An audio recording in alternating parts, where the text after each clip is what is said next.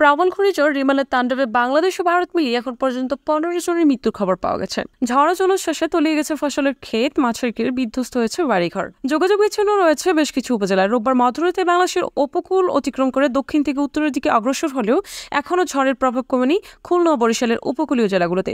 সোমবার বিকেলে ঢাকার সচিবালয়ে এক সংবাদ সম্মেলনে দুর্যোগ ব্যবস্থাপনা ও ত্রাণ প্রতিমন্ত্রী মহিবুর রহমান জানান, ঘূর্ণিঝড় রিমালে উপকূলীয় এলাকায় 37,58,000 মানুষ ক্ষতিগ্রস্ত হয়েছে।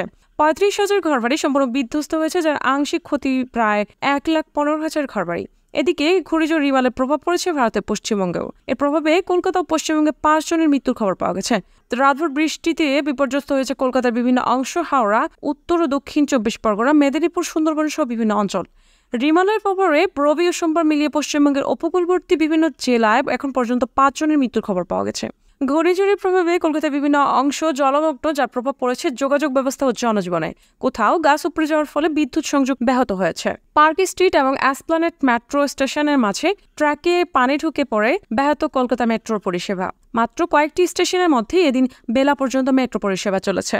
বাংলাদেশের ক্ষতিগ্রস্ত এলাকায় প্রশাসন জানাচ্ছে, রাস্তার উপর গাছ পড়ে থাকায় অনেক এলাকায় ত্রাণ তৎপরতা চালানো যাচ্ছে না। সেই সাথে ঝড়ের প্রভাব পুরোপুরি না কমায় শুরু করা যাচ্ছে না উদ্ধার অভিযান। বাগেরহাট, পিরোজপুর, খুলনা, সাতক্ষীরা সহ উপকূলীয় এলাকার অসংখ্য মাছের ঘের, ফসলের জমি তলিয়ে গেছে পানির নিচে। ঘূর্ণিঝড়ের কারণে মঙ্গলবারের তৃতীয় ধাপের 19টি উপজেলার নির্বাচন স্থগিত করেছে নির্বাচন কমিশন। আবহাওয়া অধিদপ্তর থেকে জানানো হয়েছে, ঘূর্ণিঝড় রিমাল উত্তর দিকে অগ্রসর ও দুর্বল হয়ে স্থলগভীর নিম্নচাপ হিসেবে বর্তমানে যশোর ও তৎসংলগ্ন এলাকায় অবস্থান করছে। পায়রা ও মংলা সমুদ্র বন্দরকে 10 নম্বর মহাবিপদ সংকেত নামিয়ে 3 নম্বর স্থানীয় সতর্ক সংকেত দেখাতে বলেছে আবহাওয়া অধিদপ্তর। এছাড়াও কক্সবাজার ও চট্টগ্রাম সমুদ্র বন্দরকেও 9 নম্বর মহাবিপদ সংকেত নামিয়ে 3 নম্বর স্থানীয় সতর্ক সংকেত দেখাতে বলা হয়েছে।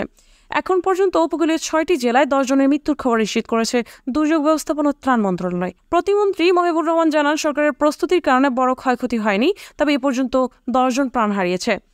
ভোলার জেলা প্রশাসক মোহাম্মদ আরিফুজ্জামান বিবিসি বাংলাকে বলেন, ভোলায় মারা গেছেন তাদের 2 জন গাছ চাপায় এবং 1 জন ঘর চাপায়। সৎকারের জন্য প্রতিটি পরিবারকে 25,000 টাকা করে সহযোগিতা দেওয়া হয়েছে বলেও জানান তিনি।